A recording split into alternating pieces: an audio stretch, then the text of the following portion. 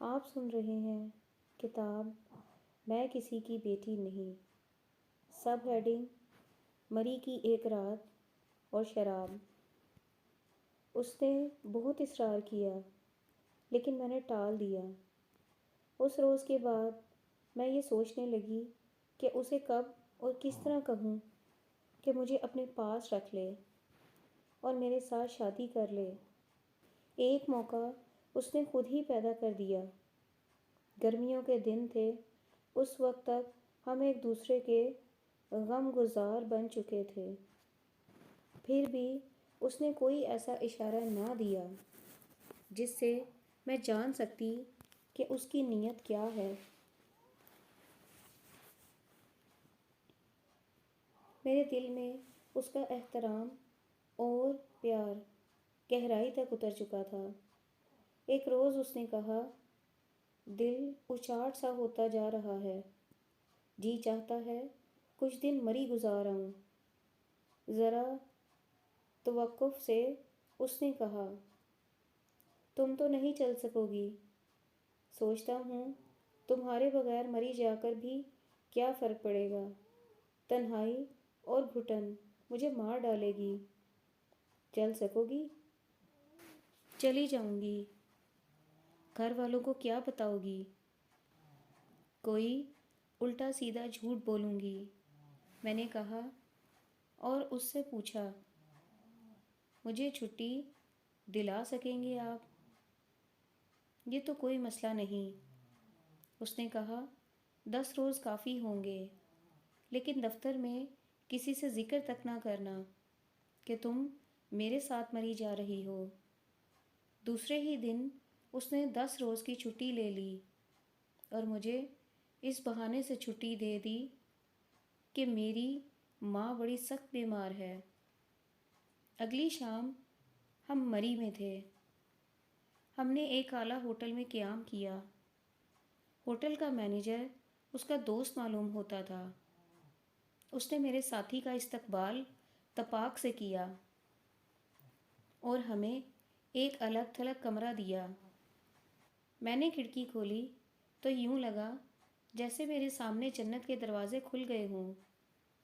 میں نے مری کی باتیں سنی تھیں، کبھی گئی نہیں تھی۔ ہوٹل بلندی پر تھا اور ہمارا کمرہ دوسری منزل پر تھا۔ کھڑکی سے مجھے قدرت کا حسن دکھائی دیا۔ دور کشمیر کے برف پوش پہاڑ تھے، ہر سو ہریالی تھی۔ دور نیچے سے دور اوپر تک لمبے لمبے پیڑوں نے زمین کے اس خطے کو خوابوں کا دیس بنا رکھا تھا۔ بادلوں کے سفید سفید اور بڑے بڑے گالے وادیوں میں اڑ رہے تھے۔ بعض اوقات یہ بادل زیادہ ہو جاتے تو ایسا لگتا جیسے میں زمین پر نہیں فضا میں ہوں، اور جب بادل کا ایک ٹکڑا میری کھڑکی کے قریب سے گزرا تو اس میں کوئی شک نہ رہا کہ میں فضا میں ہوں، اور کوئی غیبی ہاتھ بڑے پیار سے میری روگی روح کو سہلا رہا ہے۔ مجھ پر خود فراموشی سی طاری ہو گئی۔ میں نے اس کے ہاتھ کا لمس اپنے دائیں کندھے اور گردن پر محسوس کیا جو میری روح کو سہلا رہا تھا۔ میں مدہوشی سے بیدار ہو گئی۔ سیکرٹری اس طرح میرے ساتھ کھڑا تھا کہ اس کا دایاں ہاتھ میرے کندھے پر تھا، میرا بایاں کندھا اس کے سینے سے لگا ہوا تھا اور اس کا منہ میرے سر کے ساتھ تھا۔ جذباتی طور پر تو میں اس کے قریب ہو ہی گئی تھی، جسمانی طور پر وہ پہلی بار میرے اتنے قریب آیا تھا۔ میں نے اس کے اور قریب ہو کر اس کی طرف دیکھا۔ اس کے ہونٹوں پر لطیف سی مسکراہٹ تھی۔ اس کا جو ہاتھ میرے کندھے پر تھا سرک کر میری ٹھوڑی کے نیچے آ گیا۔ اس نے میرا منہ اوپر اٹھایا اور پھر میں نے اس کا منہ نہایت آہستہ آہستہ آگے بڑھتا دیکھا۔ کھڑکی کے پردے گر پڑے اور وہی پردہ اٹھا جس سے میں نا آشنا نہیں تھی، مگر فرق تھا، بہت بڑا فرق تھا۔ اس سے پہلے میں نے کسی مرد کے ہونٹوں میں اس قسم کا کیف محسوس نہیں کیا تھا۔ اس مرد کے ہونٹوں میں پرکیف پیغام تھا، میری نجات کا سندیسہ تھا۔ یوں معلوم ہوتا تھا جیسے میرے ہونٹوں نے نہیں بلکہ میری شکست خوردہ اور مجروح روح نے اس کے ہونٹوں کی آغوش میں پناہ لے لی ہو۔ یہ مردہ بدکار اور بدنیت نہیں تھا۔ اس نے کہا تھا کہ وہ مجھ جیسی خوبصورت اور جوان لڑکی کا ڈسا ہوا ہے۔ میں اسے بتانا چاہتی تھی کہ وفا کیا ہوتی ہے۔ میں نے اسے بتایا نہیں تھا کہ اسے تو ایک لڑکی نے ڈنگ مارا ہے، لیکن میں بہت سے مردوں کی ڈسی ہوئی ہوں اور پناہیں ڈھونڈتی پھر رہی ہوں۔ میں اس کے بازوؤں کے گھیرے میں اس کے گال سے اپنے رخسار لگائے مدہوش ہو چکی تھی، لیکن اس نے یہ کہہ کر مجھے چونکا دیا، میں شاید وہی غلطی کر رہا ہوں جو مجھے ایک بار خودکشی تک پہنچا چکی ہے۔ میں نے اسے یقین دلانے کی ذرا بھر کوشش نہیں کی کہ میں بے وفائی نہیں کروں گی۔ جذبات نے مجھے بادلوں کے ان ٹکڑوں میں پہنچا دیا تھا جو میں نے مری کی وادیوں میں تیرتے دیکھے تھے۔ میں اس طلیسم سے نہیں نکلنا چاہتی تھی۔ یہ میری پہلی محبت تھی۔ اس سے پہلے تو میں آوارگی اور مغربی طیش کی عادی تھی۔ میں شاید کچھ کہنے لگی تھی کہ بیرا چائے لے کر آ گیا اور طلیسم ٹوٹ گیا۔ چائے کے دوران میں نے اسے کہا کہ وہ اس لڑکی کو بھول جائے۔ ہر لڑکی آوارہ اور بے وفا نہیں ہوتی، کم از کم میں ایسی نہیں ہوں۔ وہ خاموشی سے سنتا رہا۔ چائے کے بعد ہم باہر نکل گئے۔ میں نے برقع چڑھا لیا تھا کہ کوئی پہچان نہ لے، ٹھوڑی اور ناک کو نقاب میں چھپا لیا، آنکھیں اور پیشانی ننگی رکھیں۔ مری کی مال روڈ نے مجھے حیرت زدہ کر دیا۔ رات کا اندھیرا گہرا ہو چکا تھا۔ روشنیوں سے مال روڈ پر دن کی روشنی کا گمان ہوتا تھا۔ انگریزی تعلیم، مغربی تہذیب اور یورپی ہوٹلوں نے مجھے امریکی لڑکی بنا دیا تھا، مگر مری کی مال پر جب اپنے ملک کے لڑکے اور لڑکیوں کو دیکھا تو یقین نہیں آتا تھا کہ یہ اس پاکستان کا حصہ ہے جسے اسلامی مملکت کہتے ہیں۔ ایسی عریانی اور ایسی نمائش! مجھ جیسی بے حجاب لڑکی بھی حیران ہو گئی۔ مرد تماشائی تھے اور لڑکیاں اتنی بے حیائی سے تماشا بنی ہوئی تھیں کہ یورپ بھی دیکھ کر شرما جائے۔ میں نے بعض نوجوان جوڑوں کو ایک دوسرے کی کمر میں بازو ڈالے اس ہجوم میں ٹہلتے دیکھا، لیکن بے حیائی لڑکیوں میں ہی نہیں تھی۔ میں نے 50 سے 60 سال تک کی بوڑھی عورتوں کو گہرے میک اپ میں دیکھا۔ ان دنوں تنگ پانچوں کا رواج تھا۔ ان بوڑھی عورتوں کی شلواروں کے پانچے لڑکیوں سے زیادہ تنگ تھے۔ بعض بوڑھی عورتوں کو میں نے بغیر آستینوں کے قمیض پہنے ہوئے دیکھا۔ میں نے جب ماؤں اور دادیوں کو بوڑھے باپوں اور داداؤں کے ساتھ اس حال میں دیکھا تو میں نے اپنے دوست سے کہا، اب ان نوجوان لڑکیوں اور لڑکوں کو سنبھالنا ناممکن ہے۔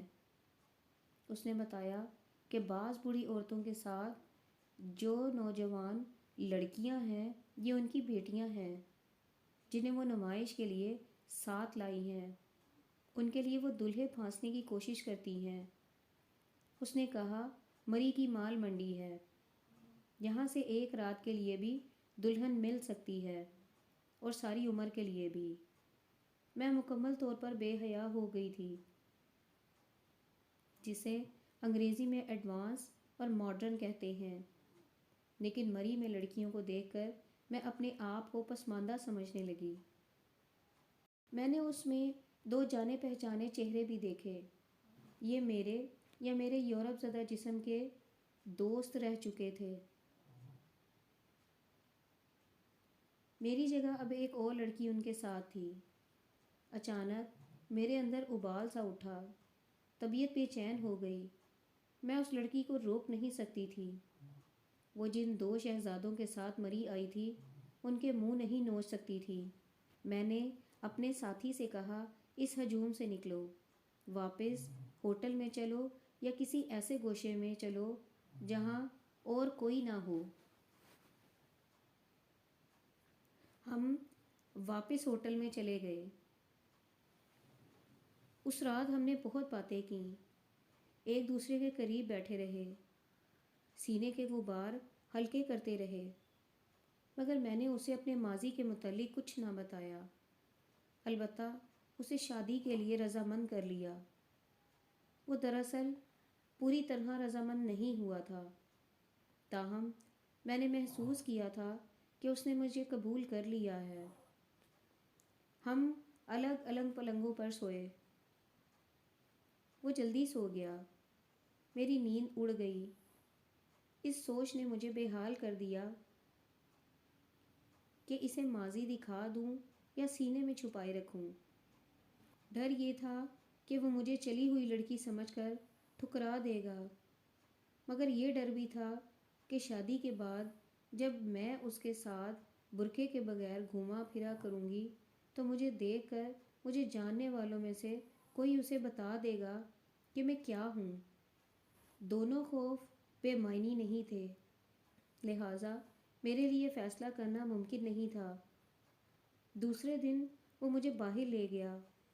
بازار سے اس نے میرے لیے ایک انگوٹھی خریدی اور مجھے اس طرف نیچے لے گیا جہاں پکنک اسپاٹ ہیں۔ ہم دور نیچے اتر گئے۔ ایک تنہا اور ڈھکے چھپے گوشے میں بیٹھ کر اس نے مجھے اپنا یہ فیصلہ سنایا کہ وہ میرے ساتھ شادی کر لے گا، اور اس نے انگوٹھی میری انگلی میں ڈال دی۔ منگنی تھی۔ مجھے ہچکی سی آئی اور میں بے قابو ہو کر رونے لگی۔ مجھے خیال آ گیا تھا کہ میرے گھر میں سرحد پار والی شرافت باقی رہتی تو مجھے آج سہیلیاں دلہن بناتی اور رات رات مجھے نرغے میں لے کر ڈھولک پر گیت گاتی۔ میں لجاتی شرماتی ہوئی ڈولی میں بیٹھتی۔ میرے ماں باپ خوش ہوتے کہ وہ ایک مقدس فریضے سے فارغ ہوئے، مگر میری قسمت میں مجرمانہ شادیاں لکھی تھیں۔ پہلی شادی کی تو بھی میں مجرم تھی، اب دوسری شادی ہو رہی تھی تو بھی میں مجرم تھی۔ اس نے مجھے بہلا لیا، لیکن رونے کی وجہ نہ پوچھی۔ ہم نے منگنی تو کر لی ہے۔ اس نے کہا، تمہارے والدین نہ مانے تو کیا ہوگا؟ نہ مانے؟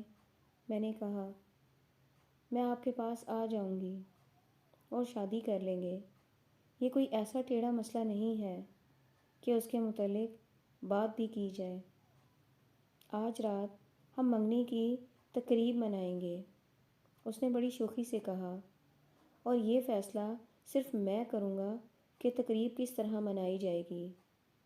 میں تمہیں اعتراض کا حق نہیں دوں گا۔ اس کی زندہ دلی سے متاثر ہو کر میرا دل بھی خوش ہو گیا۔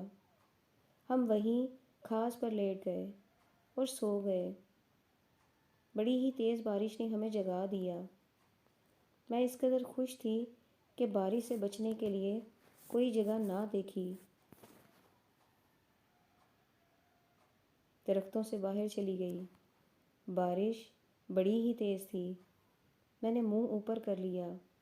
مجھے ایسا سکون محسوس ہونے لگا جیسے اس موسلا دھار مینہ نے میرے ضمیر سے گناہوں کی غلاظت اور دل سے غموں کی دھند دھو ڈالی ہو۔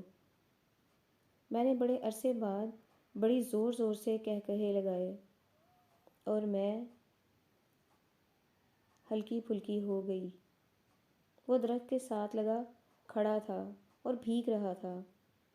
میں نے اسے بازو سے پکڑا اور گھسیٹ کر درختوں سے پرے لے گئی۔ ہم نے ایک دوسرے کو بازوؤں میں لے لیا اور بچوں کی طرح ناچنے لگے۔ جتنی دیر بارش برستی رہی ہم بچوں کی طرح کھیلتے رہے۔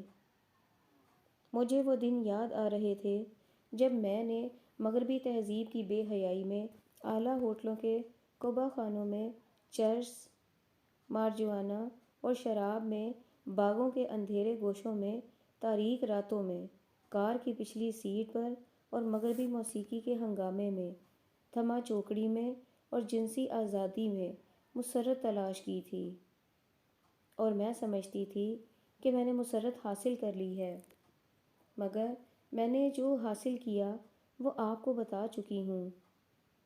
مجھے روحانی مسرت ملی تو مری کی اس موسلادھار بارش میں ملی، جہاں میری انگلی میں منگنی کی انگوٹھی تھی، اور یہ انگوٹھی مجھے اس آدمی نے پہنائی تھی جسے میں دل کی گہرائیوں سے چاہتی تھی۔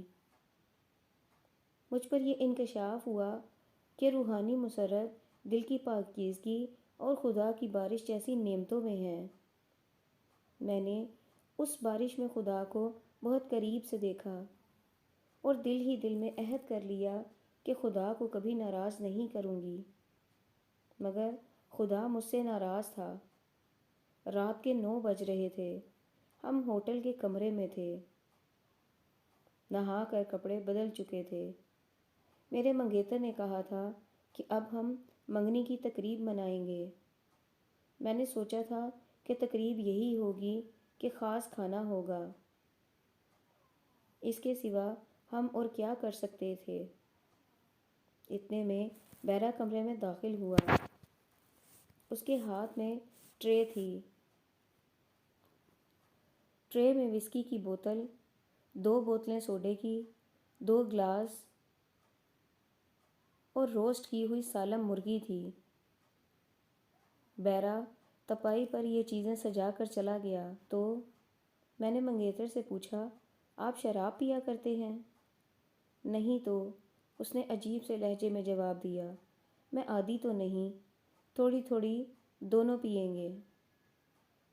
میرے لیے وسکی کوئی نئی چیز نہیں تھی، میں نے تو اس سے زیادہ تیز اور ذلیل نشے کیے تھے، لیکن اپنے منگیتر کے تصور کے ساتھ میں شراب کو وابستہ نہیں کرنا چاہتی تھی۔ اسے میں پاکیزہ کردار کا انسان سمجھتی تھی۔ میں نے طے کر لیا تھا کہ شادی کروں گی اور مشرقی بیوی بن کر دکھاؤں گی۔ میں نے اسے کہا، ایک شریف لڑکی کو شراب پیش کرنا کوئی اچھی بات تو نہیں۔ آپ نے یہ کیسے فرض کر لیا ہے کہ میں شراب پی لوں گی؟ مجھے اس کی مسکراہٹ اچھی طرح یاد ہے۔ وہ مسکرایا تو میں نے صاف طور پر دیکھا کہ اس کی مسکراہٹ میں بے ساختگی اور قدرتی پن نہیں تھا۔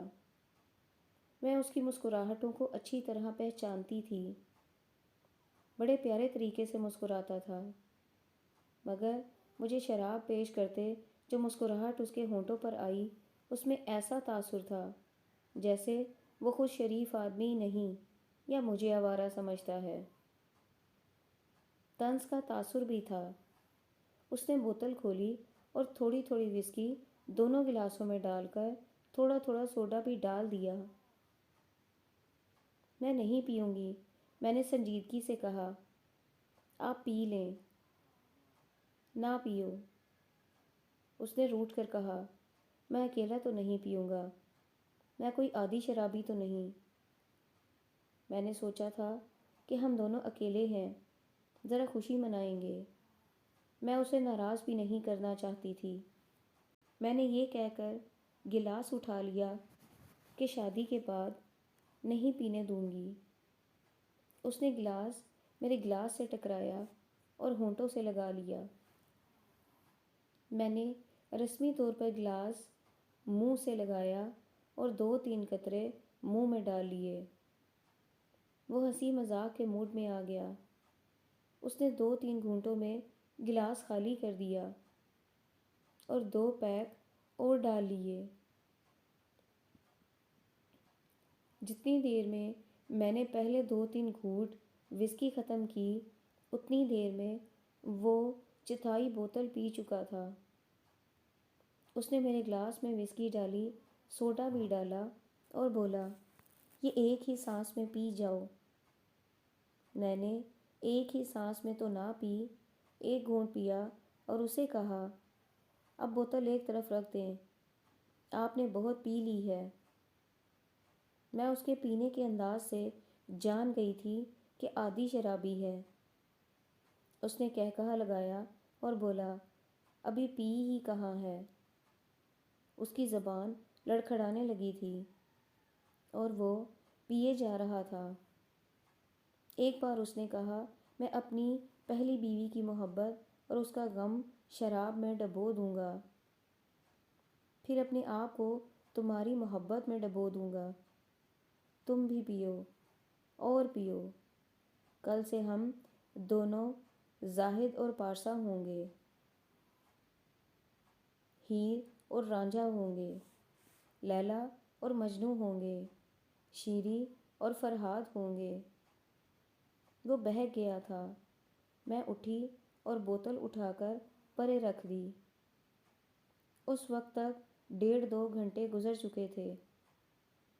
وہ اٹھ کر بوتل کی طرف گیا تو اس کے قدم ڈگمگانے لگے۔ میں نے اسے روک لیا۔ اس نے گلاس رکھ کر مجھے بازوؤں میں لے لیا اور اس قدر زور سے اپنے ساتھ بھینچا کہ میری ہلکی سی چیخ نکل گئی۔ اس نے میرے ہونٹ اپنے منہ میں لے لیے، پھر مجھے اٹھا کر پلنگ پر ڈال دیا اور میرا زاربند پکڑ کر کھینچا۔ تب میں نے دیکھا کہ یہ وہ آدمی نہیں رہا جسے میں غمزدہ اور مخلص سمجھتی تھی۔ میں اس کے ہاتھ سے زاربند چھڑا کر اٹھ کھڑی ہوئی اور اس کا چہرہ اپنے ہاتھوں میں تھام کر اس کے ہونٹ چومے اور اس سے التجا کی کہ چند دنوں میں ہماری شادی ہو جائے گی، یہیں اسی کمرے میں آ کر ہنی مون منائیں گے۔ محبت کو ناپاک نہ کرو، ہماری شادی ہو چکی ہے۔ اس نے کہا، آؤ ہنی مون منائیں۔ اس نے مجھے ایک بار پھر دبوچ کر پلنگ پر بٹھا دیا۔ میں پھر اٹھ کھڑی ہوئی۔ مجھے غصہ آ گیا۔ میں نے کہا، میں تمہیں شریف آدمی سمجھتی رہی، مگر تم شرابی اور بدکار آدمی نکلے۔ ایک شریف لڑکی کو شراب پلاتے تمہیں شرم نہیں آتی؟ بیٹھ جاؤ، اس نے تحمل سے کہا۔ میری بات غور سے سنو، تم شریف لڑکی ہو اور نہ میں شریف آدمی ہوں۔ تم شریف ہوتی تو اتنی دلیری سے میرے ساتھ مری نہ آتیں، اتنی آسانی سے شراب کا گلاس ہاتھ میں نہ لے لیتیں۔ سنو سویٹ، میں تمہارے متعلق سب کچھ جانتا ہوں۔ برقع تمہارے ماضی کو نہیں چھپا سکتا۔ دفتر میں بہت لوگ آتے ہیں۔ 2 آدمیوں نے مجھے بتایا ہے کہ تم کون ہو اور کیا ہو، لیکن میری نظر میں تم احسان فراموش اور خود غرض ہو۔ میں نے تمہیں نوکری دلوائی، اتنی زیادہ تنخواہ مقرر کروائی، تمہیں اپنے ساتھ رکھ کر دفتر میں تمہاری پوزیشن بنائی، لیکن تم ذرا سی دیر کے لیے مجھے اپنا یہ جسم دینے کے لیے انکار کر رہی ہو جو بے شمار لوگوں کو دے چکی ہو۔ میں نے تمہیں یہ جسم ساری عمر کے لیے دے دیا ہے، میں نے کانپتی ہوئی آواز میں کہا۔ یہ صدمہ میری روح کو بھی کچل گیا کہ وہ میرے ماضی سے واقف تھا۔ تم نے مجھے دھوکے میں رکھا ہے، اس نے کہا۔ میرے ساتھ شادی کرنا چاہتی تھی، مگر مجھے یہ نہیں بتانا چاہتی تھی کہ تم بہت سے آدمیوں کی چھوڑی ہوئی ہو۔ وہ بہک گیا تھا۔ نشے میں اور غشی میں انسان دل کے راز اگل دیتا ہے کیونکہ اسے اپنے آپ پر قابو نہیں ہوتا۔ یہی حالت اس کی ہو گئی تھی۔ اس نے کہا، میری قربانی دیکھو کہ تمہاری خاطر اپنی اچھی بھلی نیک بیوی کو طلاق دینے کا فیصلہ کر لیا ہے۔ کہاں ہے تمہاری بیوی؟ میں نے پوچھا۔ میرے گھر میں، اس نے جھوم کر کہا۔ میرے بچے کو دودھ پلا رہی ہوگی۔ اس نے گلاس میں پڑی ہوئی وسکی حلق میں انڈیل لی اور اٹھ کر ڈگمگاتا ہوا میری طرف آیا۔ دوستانہ لہجے میں کہنے لگا، ایسی پتھر اور پاک باز نہ بنو۔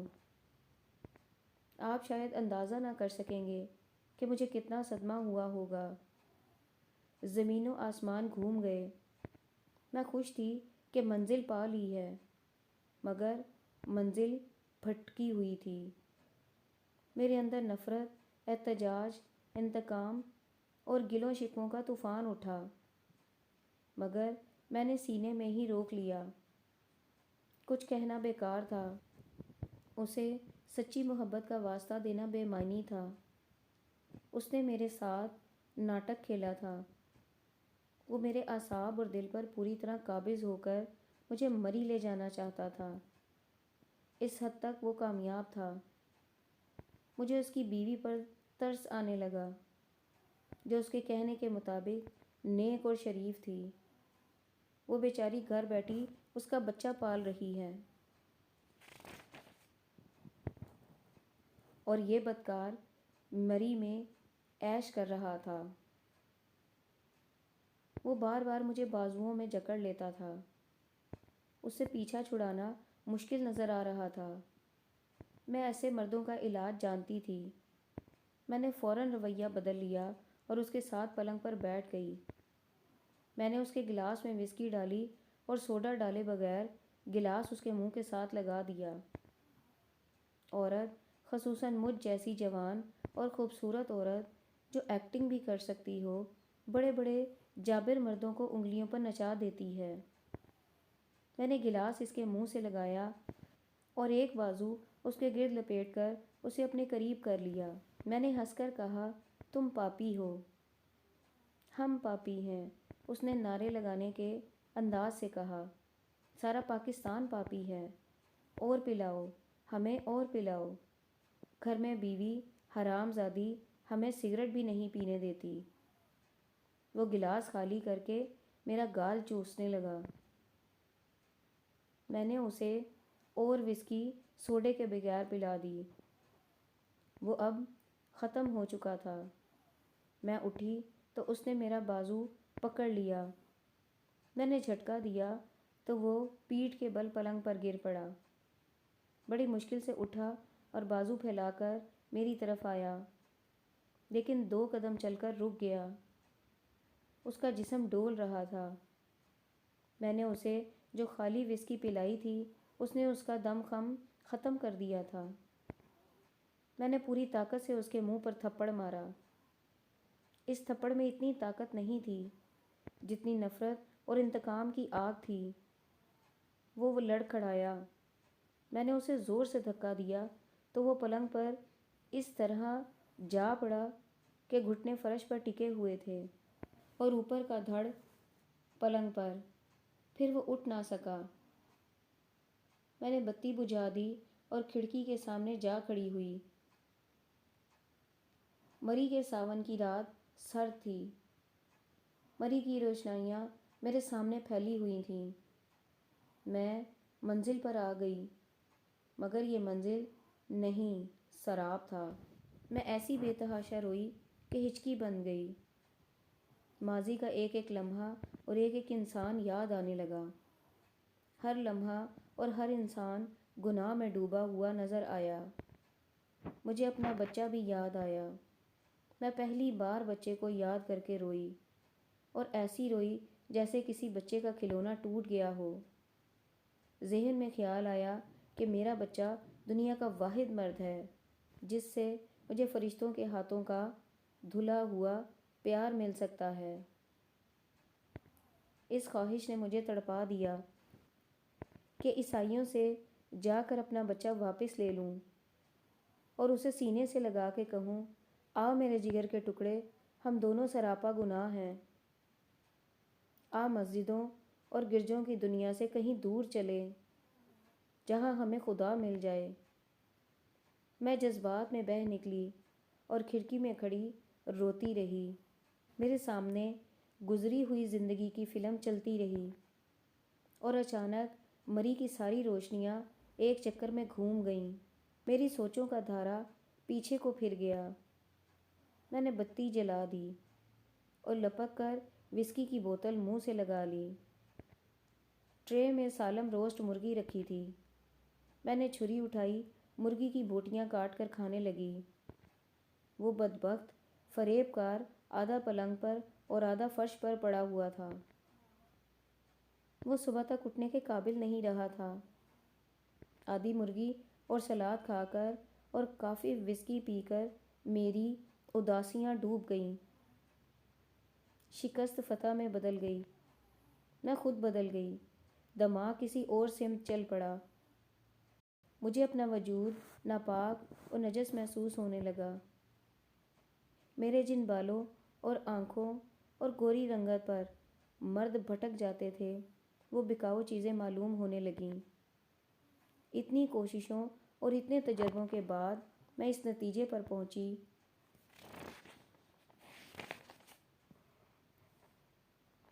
کہ میں دھتکاری گئی ہوں، راندہ درگاہ ہوں۔ میرے وہ 4 محسن مجھے کب تک چھپائے رکھیں گے؟ اب میں ان کے پاس نہیں جاؤں گی۔ کچھ تو میں جوان ہی بے حیا ماحول میں ہوئی تھی۔ زیادہ تر شراب کا اثر تھا کہ میں نے فیصلہ کر لیا کہ مردوں کے جال میں ہی بار بار پھنسنا ہے اور دھوکے پہ دھوکا کھانا ہے تو کیوں نہ میں خود ہی دھوکا بن جاؤں۔ میں کہاں کی شریف زادی ہوں؟ مجھے سکون سا محسوس ہونے لگا۔ میں چونکہ نشے میں تھی اس لیے عقل میرا ساتھ نہیں دے رہی تھی۔ میں نے یہ نہ سوچا کہ نئی زندگی کا آغاز کس طرح کروں۔ مجھے ایک ٹھکانہ چاہیے اور ایک آدمی کی بھی ضرورت ہوگی۔ میں ابھی نشے اور جذبات میں تھی۔ میں کمرے سے نکل گئی، نیچے اتری اور باہر نکل گئی۔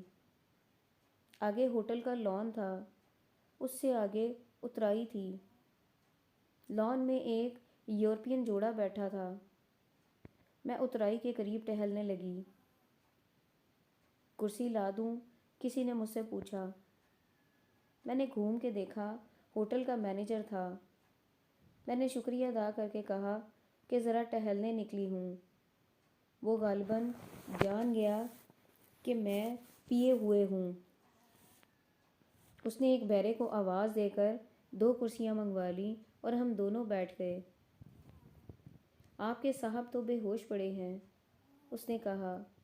بہت پی گئے ہیں۔ میں ادھر سے گزر رہا تھا تو دیکھا تھا۔ یہ آپ کے خاوند ہیں؟ دوست ہے، میں نے جواب دیا۔ وہ دلچسپی سے باتیں سننے اور کرنے لگا۔ میں نے اپنے بے ہوش دوست کے متعلق کچھ ایسی باتیں کہہ دیں جن سے اسے معلوم ہو گیا کہ میں اسے پسند نہیں کرتی۔